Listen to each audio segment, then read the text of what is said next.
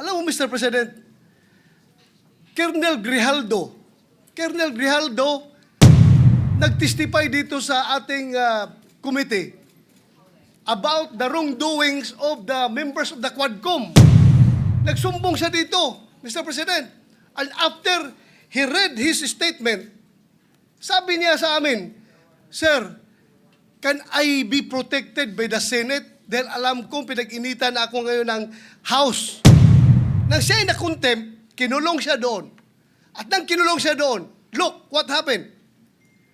Binubombard siya doon, pinupuntahan siya doon at sinasabihan na huwag yung gusto namin na mangyari, gawin mo na para makalabas ka na dito sa kulungan. Hindi nag-give in si Colonel Grijaldo. Kinulong siya hanggang natapos ang 19th Congress. So, Mr. President, sila ay takot sa kanilang ginagawa mismo. Hindi po yan gagawain ng Senado. Ibig bang sabihin po, Mr. President, nawawala ng visa yung ginawa namin? President, may ask for immediate suspension. Session suspended.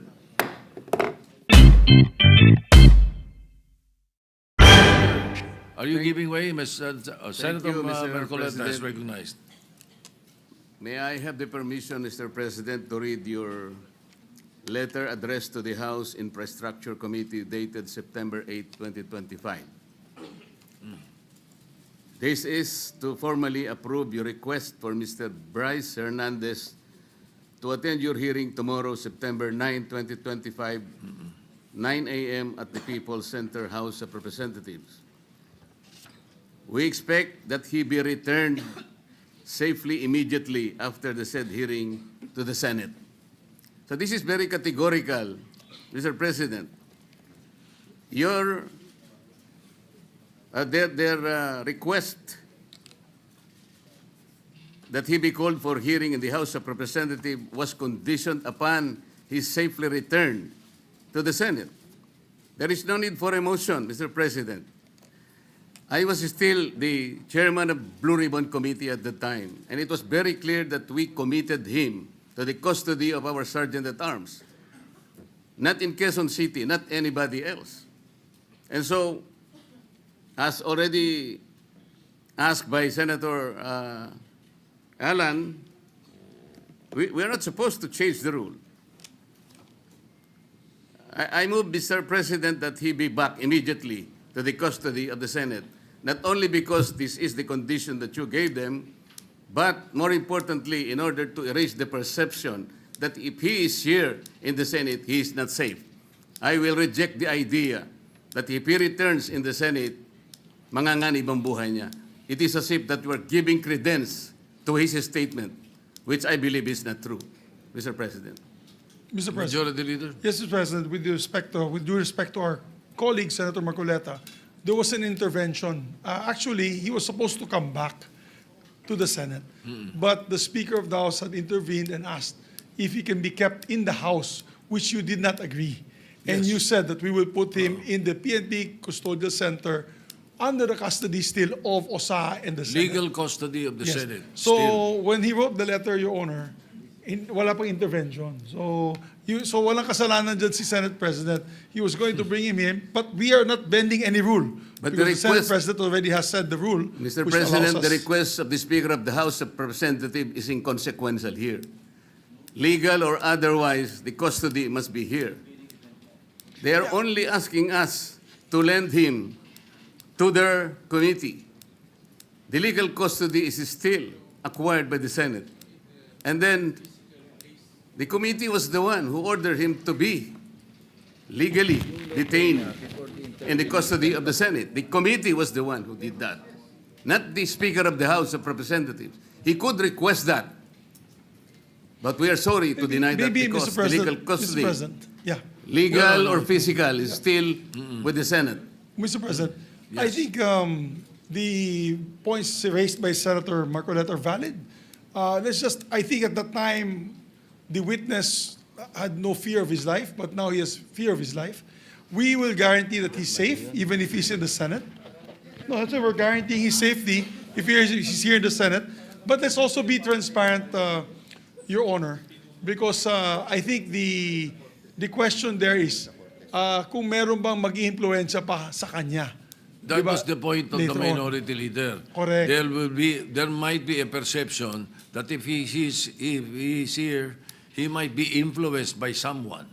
That is also Correct, Mr. President. the minority leader made mention of that. And that's why I believe the Senate President made that decision to keep him in a neutral area, which is the PNP Custodial Center. But then again, Mr. President, we're a deliberative body. If the body would wish him back here to the Senate, then we can discuss it further. Mr. President, just a quick intervention. Go ahead, Senator Lacson. I would like to echo the earlier manifestation of the majority leader. Yung letter po ng ating Senate President was valid before the intervening event occurred. So we cannot invoke the letter of the Senate President kasi wala pa yung intervening event na mayroong request from the Speaker of the House.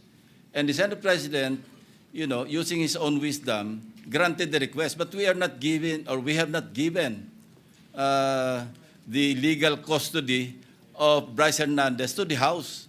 We still maintain or retain the legal custody over his person. And as I mentioned earlier, kung kailangan siya ng House, they will have to seek permission from the Senate President. Again, yes, they are not in Thank you, custody. Mr. President. Yes, Mr. Senator De La Rosa, President. yes, go ahead. Thank you, Mr. President. Mr. President, You know, Let Senator De La Rosa speak first. Go ahead. we have a very sad experience, Mr. President. Because if the reason why the Speaker requested for Bryce Hernandez to be detained not in the Senate, because for fear of being influenced by anybody or any member of the Senate. Alam mo, Mr. President, Colonel Grijaldo, nag-testify dito sa ating committee about the wrongdoings of the members of the Quadcom. Nagsumbong siya dito, Mr. President. And after he read his statement, sabi niya sa amin, Sir, can I be protected by the Senate? Dahil alam kong pinag-initan ako ngayon ng House. So, I share the information to the committee and even to the leadership of the Senate. But the following day, or the days after, he was required to appear before the Quadcom and he was cited in contempt.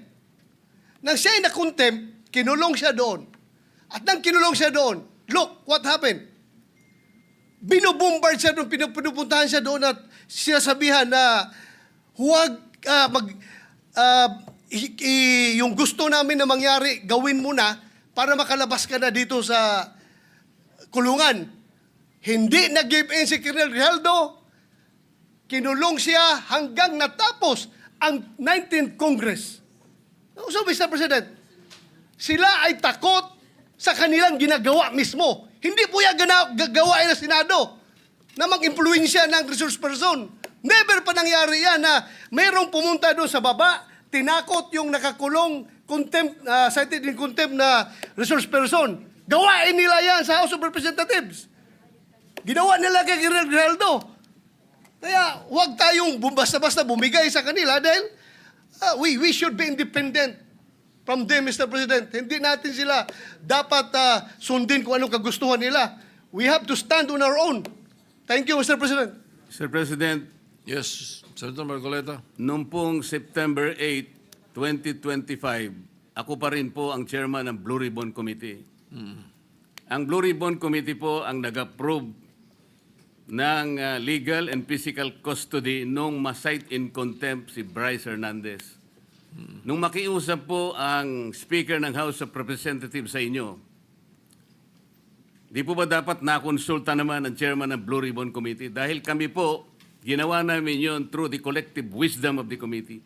Hindi po namin gawa-gawa yon. Kaya lang namin siya sinite in contempt sapagkat halos ipamukha na namin sa kanya ang mga datos. Ibinigay ko na sa kanya ang lahat ng ipinanalo at ipinatalo niya sa kasino. Pati yung ginagamit niyang dalawang ID na galing sa LTO, ayaw pa niyang aminin. Ganun po yung nangyari.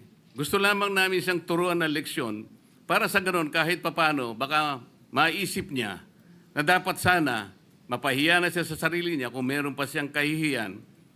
Dapat naman sana, nung siya'y mag-request ngayon sa House of Representatives, hindi po sa kanya dapat manggaling ang request kung saan siya magko-custody. Ang custody po yung natapos na. Nagsalita na po ang Blue Ribbon Committee. Bakit po hindi man lang nakonsulta ang Blue Ribbon Committee? Bakit kailangan po ang House of Representatives Speaker ang mananaig sa kanyang request? Kalabisan na po ba ang Blue Ribbon Committee noong araw na yon, Mr. President? May I be clarified on what date that transpired? Yesterday or September 8 po. Monday? Yes, Mr. President. Majority Leader. Monday was the hearing here in the Senate. Monday, he was cited in contempt. Yeah. But the hearing in the House was on Tuesday, September 9. Yes, And as, Tuesday. So in the evening, Opo. when yesterday, no. So in the evening, when the speaker called me, Senator Marcoleta was no longer chairman of the Blue Ribbon. No more, because we had already elected It was Senator already Senator Lacson. Lacson, yes. Ibig bang sabihin po, Mr. President, nawawala ng visa yung ginawa namin? Hindi. He's Ganun po pala. He's still in legal custody. Dapat po, Therefore, igagalang po kung ano yung aming iniwan. yes, Doon tayo magsisimula. Ang iniwan ninyo, cite in contempt. Hindi And po. legal Nasa custody legal of the custody Senate. na po ng, He was ng still House. under the legal ng, custody of ng the Senate. Mr. President, may I ask for a minute suspension? Session suspended.